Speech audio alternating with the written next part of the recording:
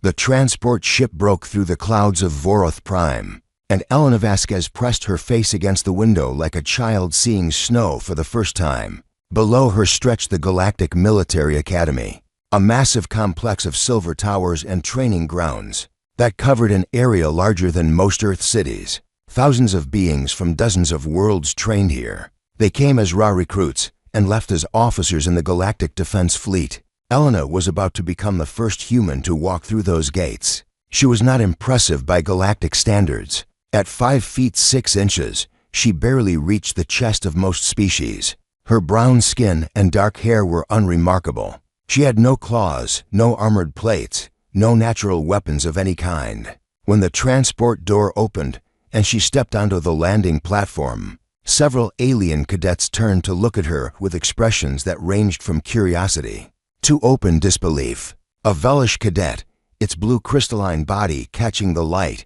leaned toward its companion. "That is the human? I thought they would be larger." Elena heard the comment, but said nothing. She had learned during her months of preparation that most galactic species expected humans to be something more than they appeared. The stories that had spread since first contact painted humanity as survivors of a death world, descendants of apex predators, beings who had clawed their way to sentience through endless struggle. The reality of a small, soft-skinned woman with a polite smile seemed to disappoint everyone. She collected her single bag and followed the signs toward the registration center. The Academy's architecture was designed to intimidate. The ceilings stretched impossibly high. The corridors were wide enough for species 3 times her size. Every surface gleamed with cold efficiency. Elena took it all in with quiet attention, noting exits and pathways out of habit. The registration process took 3 hours. She was scanned, measured, tested, and documented. A medical officer spent 20 minutes examining her with obvious confusion, asking her to repeat basic information about human biology. Yes, she really did need to sleep every day. No, she could not regenerate lost limbs. Yes, her species felt pain through their entire body. The officer made notes with an expression that suggested he was documenting a particularly fragile piece of equipment. Finally, she received her assignment. Training Cohort 7, Barracks Block 9, Senior Instructor Krelvax. The cadet who handed her the documentation paused. "You have been assigned to Instructor Krelvax? Is that a problem?" The cadet, a 4-armed Kryn with scales the color of rust, looked at her for a long moment. "He is called the Breaker. In 40 years of service, he has never failed to break a cadet during the first training cycle. Those he breaks either become the finest officers in the fleet, or they leave the academy and never return."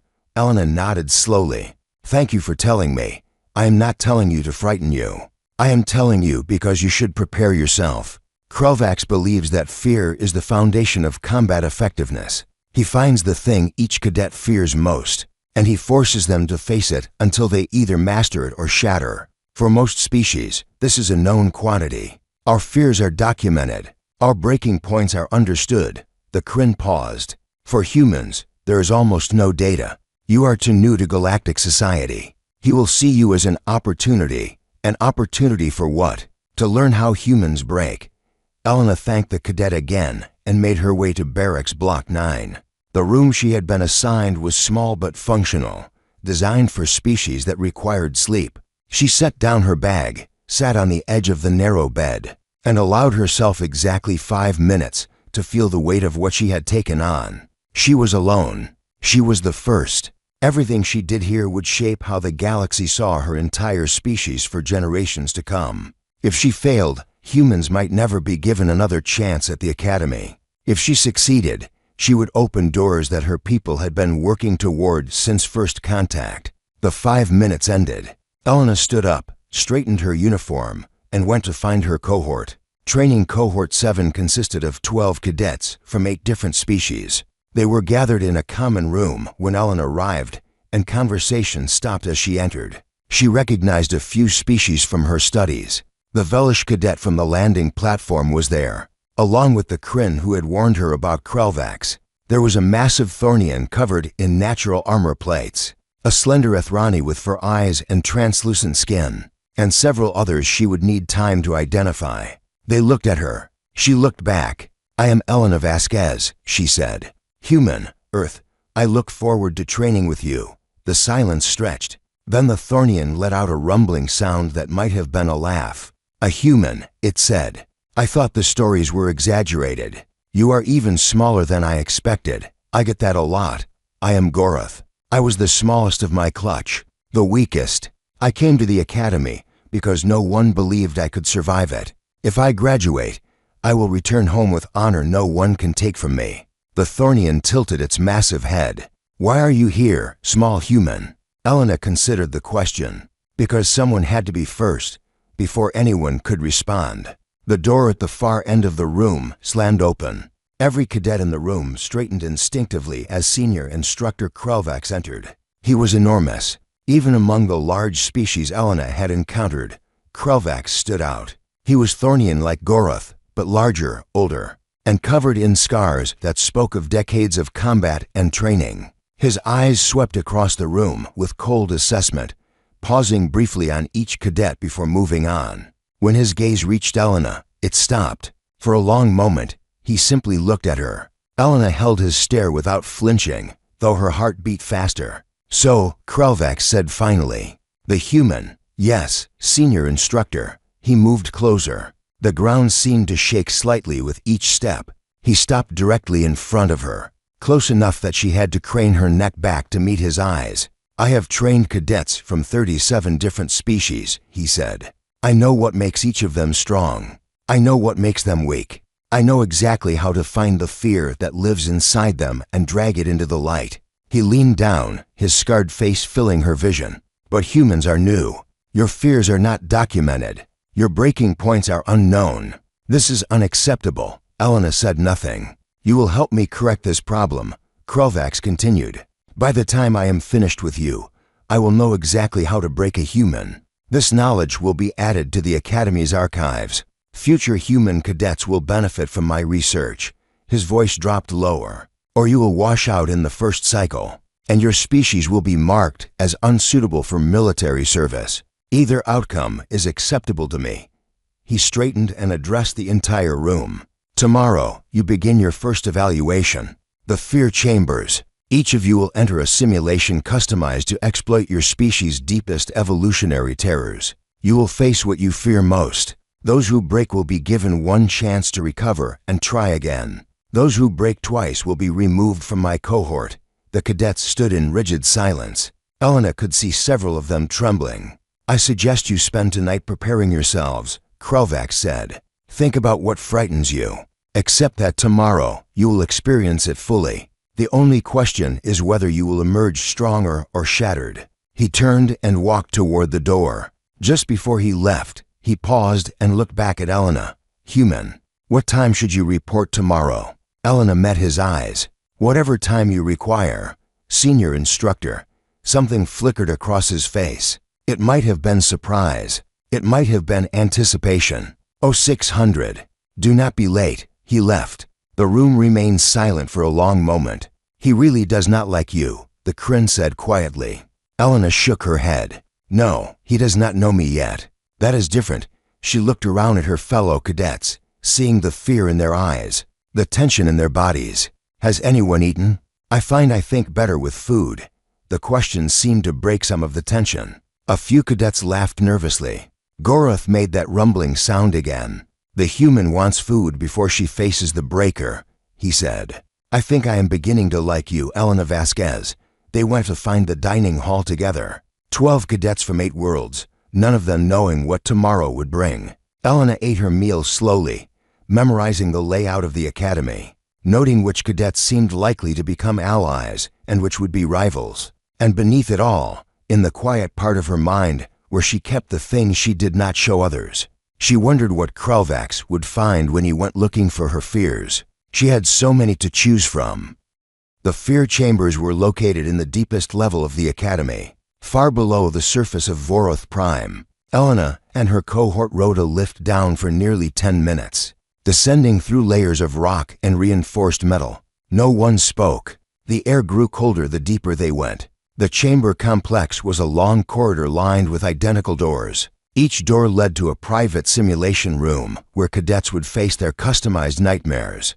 Medical staff waited at stations along the walls, ready to intervene if a cadet's vital signs became critical. It was both reassuring and terrifying to know that people had needed that intervention before. Krelvax was waiting for them at the end of the corridor. He stood with his arms folded across his massive chest, watching them approach with cold satisfaction. "You will enter the chambers in alphabetical order by species designation," he announced.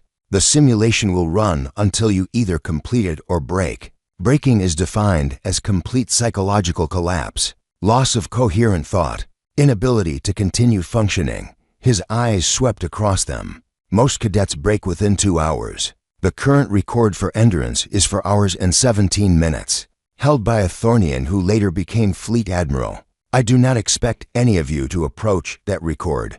The first cadet was called forward, a Drethi named Sala, whose species resembled tall insects with delicate wings. She walked toward her assigned chamber with her head held high, but Elena could see her wings trembling. The door closed behind her. Everyone waited. 40 minutes later, Sala emerged. She was shaking so badly that medical staff had to support her. Her wings had crumpled against her back, and she made small clicking sounds that Elena had learned meant distress in her species. But she was coherent. She had not broken. One by one, the cadets entered their chambers. The Ithrani lasted an hour before collapsing. A species called the Gorvan made it 90 minutes. Goroth entered his chamber with a defiant roar and emerged 3 hours later, bleeding from where he had clawed at his own armor plates, but still standing. The Kryn cadet, whose name was Tereth, faced a simulation involving parasitic organisms. Elena could hear screaming through the supposedly soundproof walls. Tereth came out after 2 hours, pale and empty-eyed but unbroken. Finally, it was Elena's turn. Krelvax walked with her to her assigned chamber. "I have prepared extensively for you, human. I searched every database I could access for information about your species' fears: darkness, predators, heights, drowning, fire, confined spaces, loss of control, isolation, death of loved ones." He stopped at the door. "I will be watching the entire time. Every reaction will be documented. Every weakness will be cataloged." Elena nodded. "I understand, Senior Instructor. Do you have any questions?" She thought about it. "Will there be a break for water?" Krelvax stared at her for a long moment. Then he opened the door. "Enter." The chamber was completely dark when the door closed behind her.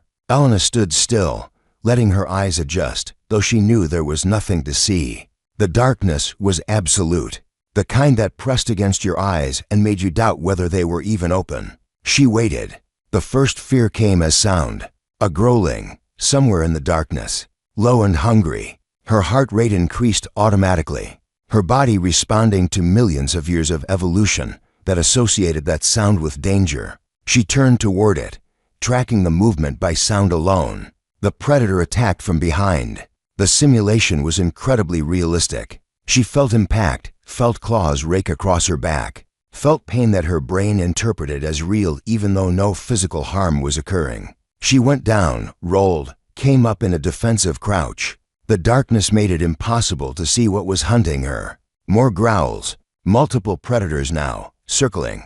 Elena forced herself to breathe slowly. She could not see them, so she listened, tracked their movements by the sounds they made. When one attacked, she moved at the last moment, letting it pass by her rather than trying to fight something she could not perceive. The simulation evolved. Fire erupted around her, turning the darkness into blinding light. The predators fled, but now she was surrounded by flames that crept closer with each passing second. Heat pressed against her skin. Smoke filled her lungs. She dropped low, where the air was cleaner, and looked for a path through the fire. There was always a path. The simulation had to have rules, which meant it had solutions. She found a gap and ran through it, her clothes smoking, her skin stinging. On the other side, the ground dropped away. She stood at the edge of a massive cliff, looking down into endless darkness. The fire pressed closer behind her. Elena looked at the drop. She looked at the fire. She jumped. The fall lasted forever. Wind screamed past her. Her stomach rose into her throat. Every instinct screamed that she was going to die, that she should have stayed with the fire, that this was a mistake. She hit water. Cold water that closed over her head and pulled her down. She could not tell which way was up. Her lungs burned. Her body demanded that she breathe, even though there was nothing but water around her. She stopped fighting, let herself go limp, felt which way her body naturally wanted to rise. Then she swam in that direction. She broke the surface and gasped for air. A moment later, the walls started closing in. The simulation shifted again. She was no longer in water, but in a small box, barely large enough to contain her body. The walls pressed against her from all sides. The ceiling lowered slowly, centimeter by centimeter. She would be crushed. There was no escape.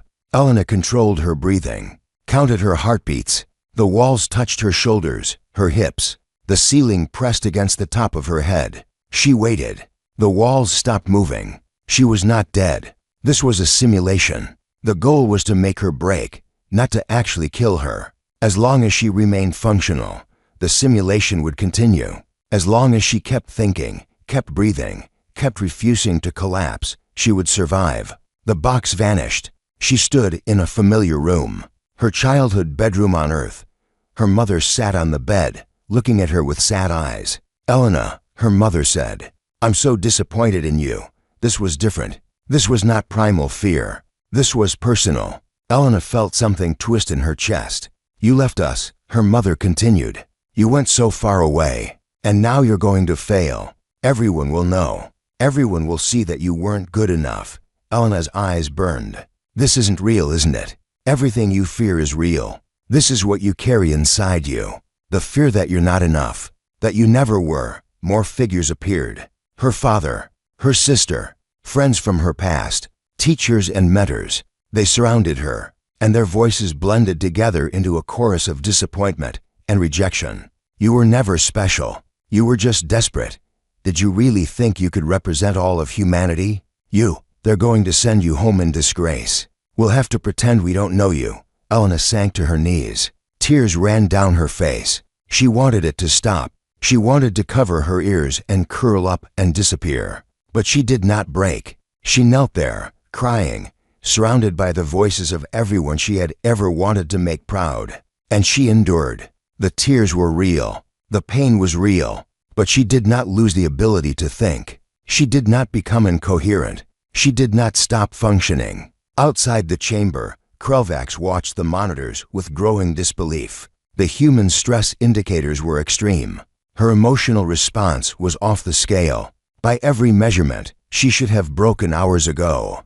But she kept going. He escalated the simulation, added more elements, combined fears that should have been overwhelming. The human experienced them all. She screamed, she wept, she begged for it to stop, and then she stopped begging. Around the 4-hour mark, something changed. The human's vital signs began to stabilize even as the simulation intensified. Her emotional responses became more controlled. She stopped simply reacting and started analyzing. When fire appeared, she immediately mapped escape routes. When predators circled, she identified defensible positions. When the walls closed in, she calculated the rate of compression and estimated how long she had before actual danger. She was adapting. Other instructors had gathered to watch. This was unprecedented. A cadet was not supposed to adapt to the fear chamber. They were supposed to either break or survive. The human was doing something else entirely. At the 5-hour mark, Krelvax made a decision. He would push beyond standard parameters. He had special authorization for the human, and he intended to use it. The simulation became something that had never been tested on any cadet before. Multiple fears layered simultaneously. Pain feedback increased to maximum legal limits. Duration extended beyond any previous session. Elena experienced all of it. And still, she did not break. At 6 hours, Krelvax ended the simulation. He had no choice. The human's body was approaching physical limits, even though her mind remained functional. He would not risk permanent damage to Academy property. The chamber door opened. Elena walked out on unsteady legs. Her face was streaked with tears. Her hands trembled. She looked like she had aged 10 years in 6 hours. But she stood at attention and faced Krelvax directly. "Did I pass, senior instructor?" Krelvax looked at her for a long moment. Around them, other instructors exchanged glances. Medical staff stood ready to intervene. The weeks following Elena's first fear chamber session became something that no one at the academy had experienced before. Krelvax requested special dispensation from the commandant to continue studying the human cadet. His request was granted without hesitation. The academy's leadership was just as curious as he was. Elena became an unofficial research subject while maintaining her regular cadet duties. She attended the same classes as her cohort. She participated in the same physical training. She ate in the same dining hall and slept in the same barracks. But several times each week, she would receive a summons to report to the fear chambers for additional sessions. Her cohort watched this happen with a mixture of concern and fascination. "He is trying to destroy you," Tereth said one evening. The Kryn had become something like a friend to Elena over the past weeks. No cadet has ever been subjected to this many chamber sessions. "He is looking for your breaking point," Elena shrugged. She was tired. She was always tired now. The sessions left her drained in ways that sleep could not fully repair. But she refused to show weakness. "Let him look. Why do you not request a transfer? Other cohorts would accept you. Other instructors would be less obsessive. Because that would prove him right." Elena looked at her friend with exhausted eyes. "He thinks humans are fragile, that we break easily. If I run away, that becomes the official record. The first human at the academy fled from a difficult instructor. That cannot be the story." Goroth, who had been listening nearby, made his rumbling sound of agreement. "The small human has Thornian spirit. I respect this." "I do not want respect," Elena said. "I want to survive long enough to graduate. Then the next human who comes here will have an easier path." She did not mention the other thing, the thing she had noticed during her sessions. Each time she entered the fear chamber, she understood herself a little better. Each fear she faced taught her something about who she was and what she was capable of enduring. It was brutal education, but it was education nonetheless. Krelvax was trying to break her. Instead, he was making her stronger. The instructor himself was experiencing something he had never felt before: obsession. He spent his nights reviewing footage from Elena's sessions, analyzing every reaction, every physiological response. He consulted databases across the galaxy for information about human psychology. What he found disturbed him. Humans had been exposing themselves to artificial fear for thousands of years. They called them horror stories, ghost tales, frightening entertainments. They had created entire industries dedicated to making themselves afraid. Haunted houses, dangerous sports, films designed to trigger terror responses. They sought out fear as recreation. This made no sense to Krelvax. Fear was a warning system. It existed to keep organisms alive. No rational species would deliberately trigger their own fear responses for entertainment. And yet humans did exactly that, regularly and enthusiastically. He began to suspect that human psychology operated on principles fundamentally different from every other species he had studied. Fear, for them, was not simply something to overcome or avoid. It was something they had learned to use. The next session he designed was his most sophisticated yet. He combined elements from every previous test, layering fears on top of fears, creating scenarios that should have been impossible to navigate. He set the duration for 12 hours, the maximum his special authorization allowed. Ellen arrived at 0600. As always, she looked tired but determined. Krelvax explained the parameters of the session, watching her face for any sign of the panic he expected to see. 12 hours, she repeated. That is a long time. Yes, this will be your final evaluation. Pass this, and I will have no more reason to continue testing you. Elena nodded slowly. And if I fail, then I will have the data I need about human breaking points. Your sacrifice will benefit future cadets of your species. She considered this for a moment. I have a question, Senior Instructor asked. When I complete this session, will you acknowledge that humans are suitable for military service? Not just me. All humans. Krelvax studied her. She was bargaining, negotiating, even now, facing 12 hours of psychological torture. She was thinking about her people rather than herself. Complete the session without breaking, he said, and I will make that recommendation personally. Elena extended her hand in the human gesture of agreement. After a moment, Krelvax took it. Her grip was firm despite the slight tremor he could feel beneath her skin. "Then let us begin," she said. The Academy's senior staff gathered in the observation room. Word had spread about the unusual testing of the human cadet, and everyone wanted to see how it ended. Screens showed multiple angles of the chamber. Monitors displayed Elena's vital signs. Recording equipment captured everything for the archives. Elena entered the chamber, the door sealed behind her. The session began. The first hour was familiar: darkness, predators, fire, water, confined spaces. Elena navigated each fear with the efficiency she had developed over weeks of practice. Her heart rate increased, her stress hormones spiked, but she remained functional. The second hour introduced new elements: social fears, public humiliation, failure in front of crowds. Elena's face flushed with shame, but she kept moving. The third hour brought physical threats, simulated pain that felt completely real, injuries that her brain interpreted as genuine. Elena screamed, but she did not stop thinking. Hours for through 6 combined everything, overlapping fears that demanded simultaneous responses. Elena had to escape predators while navigating fire, while managing claustrophobia, while processing the voices of disappointed loved ones. She wept. She bled from where she had bitten her own lip, but she did not break.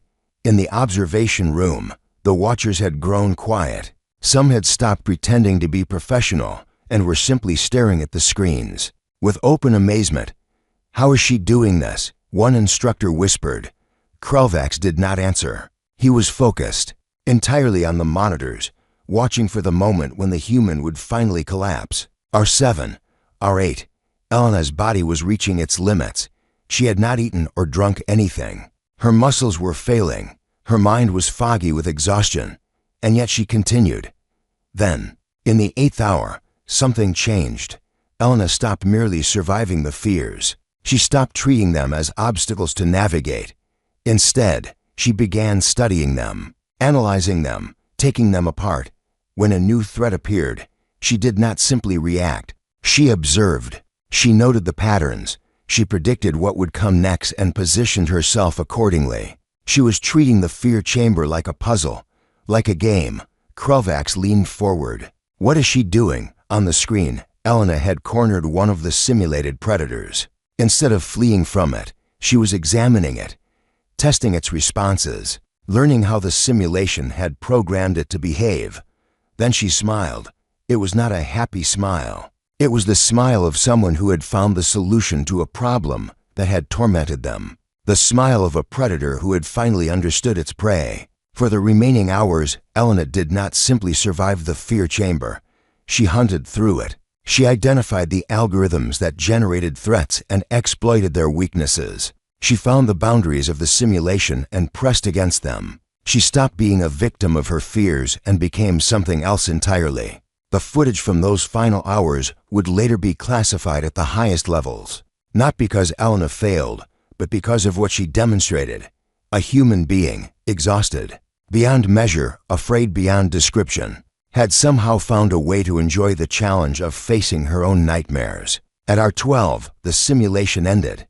Elena stood in the center of the now empty chamber, swaying on her feet but still upright, still conscious, still coherent. The door opened. Krelvax entered alone. For a long moment, they simply looked at each other, the massive Thornian instructor and the small human cadet, who had just accomplished something unprecedented in the history of the Academy. "You did not break," Krelvax said. "No, senior instructor. You should have. Every measurement says you should have. Your fear responses were genuine. Your pain was real. By every standard I know. You should have collapsed hours ago." Elena swayed slightly. "May I sit down?" Krelvax gestured permission. Elena sat heavily on the floor, her legs finally giving out. "I need to understand," Krelvax said. He lowered himself to her level, bringing his scarred face close to hers. "What are humans? How did you do this?" Elena looked at him with exhausted eyes. "I think we need to have a conversation, senior instructor. A real one. But I need water first, and possibly food, and definitely sleep." Krelvax studied her for another moment. Then he did something he had not done in 40 years of service. He helped a cadet to their feet, rest. he said. Recover, and then we will talk. I have many questions. Elena leaned on him briefly for support. I have some answers, but I do not think you are going to like them. She was right about that. But neither of them knew yet just how much the answers would change everything. 3 days after the 12-hour session, Elena received a summons. Not to the fear chambers this time, but to Krelvax's private office. She arrived clean, rested, and curious about what would happen next. The office was sparse. A desk made from dark metal, a few displays showing training statistics, a single window looking out over the Academy's training grounds. Krelvax sat behind the desk, his massive form barely fitting in the reinforced chair. Sit, he said. Elena sat. I have spent 3 days reviewing the footage from your sessions, Krelvax began. I have consulted with experts in psychology from 7 different species. I have searched every database I can access for explanations. He paused. I still do not understand what you are. Elena considered her response carefully. May I speak freely, Senior Instructor? That is why you are here. You have been trying to teach me fear, Elena said. But you cannot teach a human to fear. We already know how. We have always known. Fear is not our weakness. It is the oldest thing we have. Krelvax's eyes narrowed. Explain. Elena leaned forward. Humans evolved as persistence predators on a world that tried to kill us constantly. We had no claws, no armor, no venom. We could not outrun the things that hunted us. We could not overpower the things we needed to eat. So we developed something else, endurance. Not just physical endurance, though we have that too.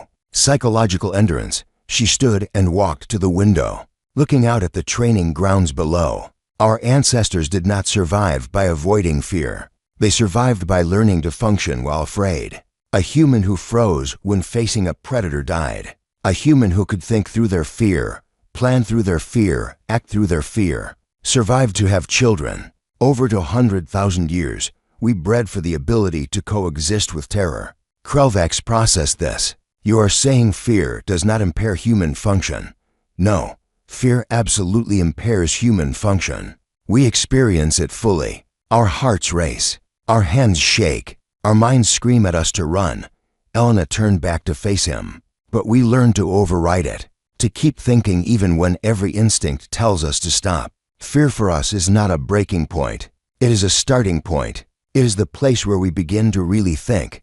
The instructor was silent for a long moment. In the final hours of your session, you stopped fleeing from the fears. You began studying them, hunting them. I saw you smile. Yes. Why? Elena returned to her seat. Because I finally understood what my fear was telling me. It was not saying you will die. It was saying pay attention. This is important. Figure this out. My ancestors felt that same fear when they faced animals that could kill them. They used it to sharpen their focus, to analyze threats, to find solutions. I did the same thing in your chamber. Krelvax leaned back in his chair. The metal groaned under his weight. This explains much about human history. Your species has repeatedly done things that should have been impossible, survived conditions that should have killed you, achieved victories that should have been defeats.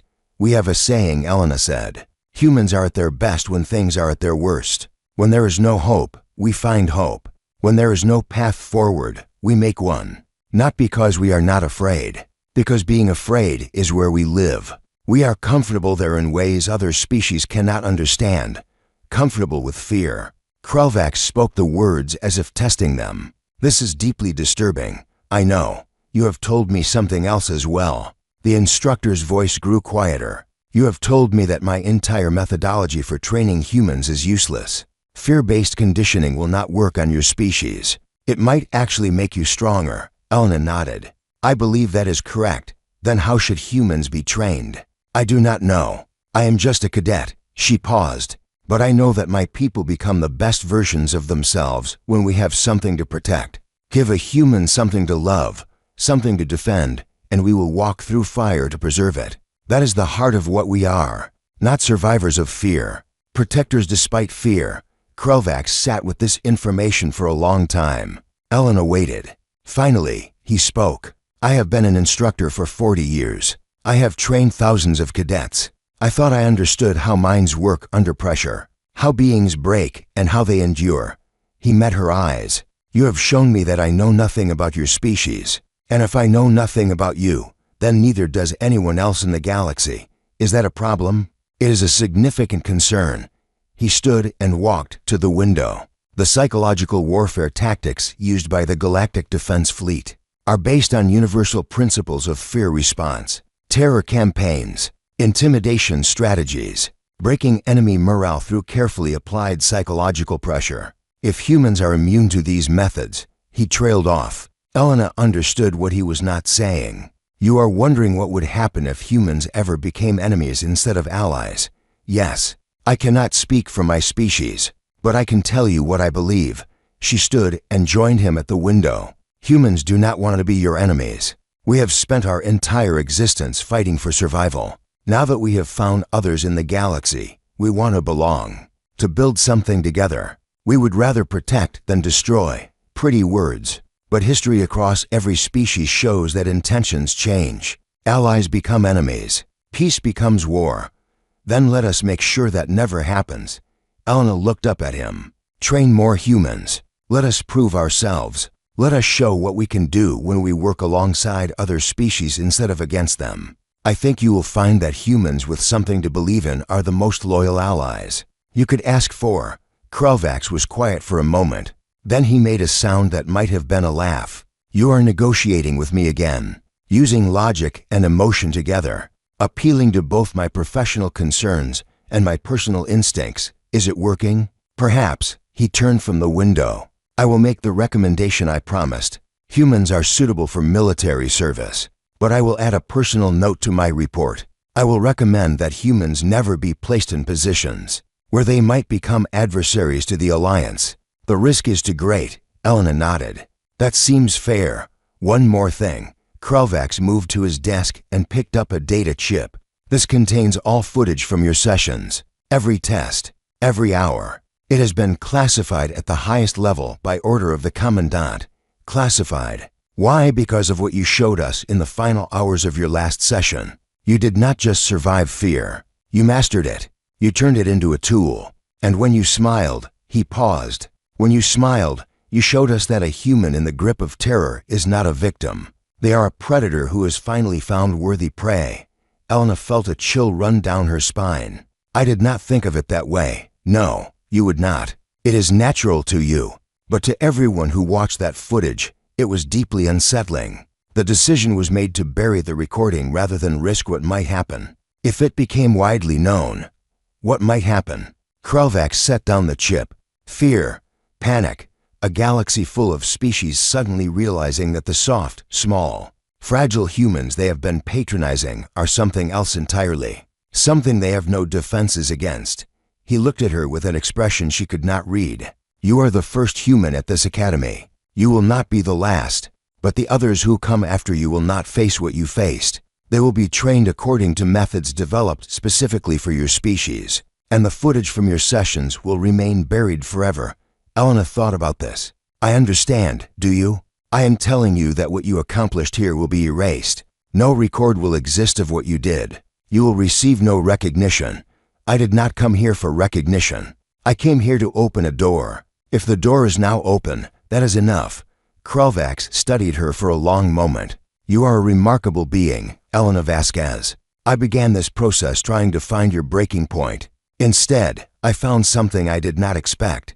What? Respect. He extended his massive hand in the human gesture she had shown him weeks ago. You have earned something few cadets ever receive from me. My genuine admiration. Elena took his hand. The size difference was almost comical, but the gesture was sincere. What happens now? She asked. Now you return to your cohort. You complete your training. You graduate as an officer of the Galactic Defense Fleet. He paused. And then, if I am not mistaken, you will find yourself recruited for duties that require someone who can function in situations that would break anyone else. That sounds lonely, perhaps, but it also sounds like exactly the kind of challenge a human would thrive in. He released her hand. Dismissed, cadet. I believe you have training to complete. Elena turned toward the door. Just before she left, she looked back. Thank you, Senior Instructor, for pushing me, for making me face what I feared. You are thanking me for trying to break you? I am thanking you for proving that you could not." She smiled, and there was something in that smile that reminded him of the footage they had buried. "That knowledge is worth more than you know." She left. Krelvax stood alone in his office, thinking about everything he had learned. Then he sat down at his desk and began composing a message, not to the Commandant, to Galactic Intelligence. There were people who needed to know about what he had discovered, and there was a cadet who would soon receive an offer she might find interesting. 1 year had passed since Elena Vasquez became the first human to graduate from the Galactic Military Academy. According to official records, she had washed out during her first training cycle due to psychological unsuitability. She had returned to Earth in disgrace. Another failed experiment in human integration with galactic society. The official records, of course, were lies. Elena stood at the viewport of a small station orbiting a gas giant on the edge of civilized space. Behind her, representatives of galactic intelligence waited with patient expressions that did not match the tension in their bodies. "You understand the mission parameters?" asked Senior Handler Keth, a Velish whose crystalline form flickered with barely contained nervousness. "I understand them. The target is a facility operated by the Collective of Broken Minds. They specialize in psychological warfare and torture. They break prisoners for information, then sell what remains to the highest bidder. Our operatives have failed to infiltrate them 7 times. The psychological pressure is simply too great for any species we have sent." Elena continued looking out at the swirling colors of the gas giant. "And you think I can succeed where others failed? We think you are our best option." Keth moved closer, lowering their voice even though the room was secure. "The footage from your academy sessions was classified, but those of us who needed to know were shown selected portions. We understand what you are capable of enduring. What I am capable of enduring and what I am willing to endure are different things. Yes, which is why we are not ordering you. We are asking." Keth paused. "You would be going in alone. Deep cover. The extraction window would be extremely narrow. If you miss it, we cannot help you." Elena finally turned from the viewport. "And if I succeed, then you will have saved dozens of prisoners from fates worse than death. You will have gathered intelligence that could cripple the Collective's operations for years. And you will have proven, once again, that humans can do things other species cannot." She was quiet for a moment. Then she smiled, and Keth felt a chill run through their crystalline matrix. That smile was in the classified footage. The smile of someone who found challenge where others found only terror.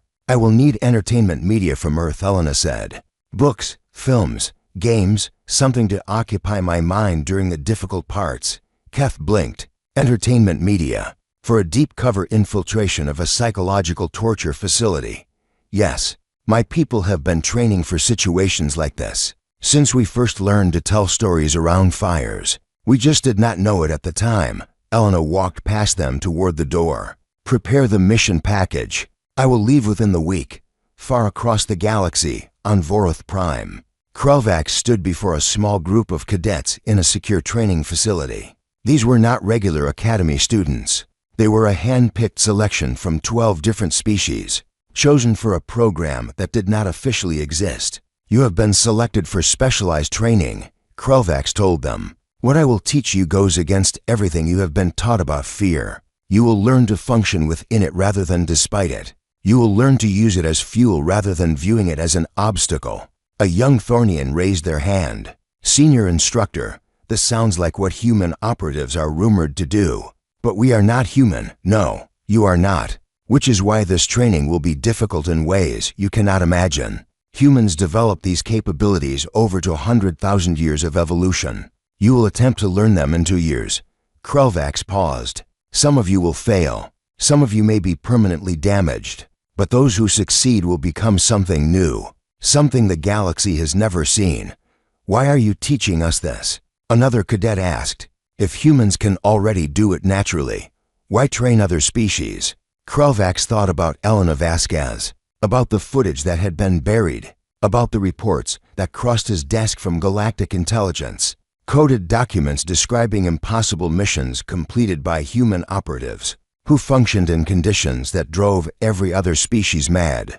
"Because humans are few," he said finally, "and the galaxy is large. There will always be more nightmares than there are humans to face them. We need others who can walk in darkness and not lose themselves. He did not mention the other reason, the one that kept him awake some nights. The galaxy had welcomed humans as allies, but they were allies with a capability that no other species possessed. If that balance ever shifted, if humans ever decided to use their resilience against the Alliance rather than for it, there needed to be others who could meet them on equal terms. It was not that he distrusted humans. He had met Elena. He had seen the genuine desire to protect, to build, to belong that burned in her. But 40 years as an instructor had taught him that intentions change, and the wise prepared for all possibilities. The cadets filed out to begin their first session. Krelvax watched them go, hoping that they would never have to use what he taught them against the species that had inspired it. On the edge of known space, Elena's transport dropped out of faster-than-light travel. Ahead lay the facility operated by the Collective of Broken Minds, a station designed to strip away everything that made a being themselves, leaving only raw information to be extracted and sold. Elena reviewed her cover identity one last time. She was a smuggler captured transporting illegal goods. Her background would not withstand deep investigation, but she did not intend to be there long enough for that to matter.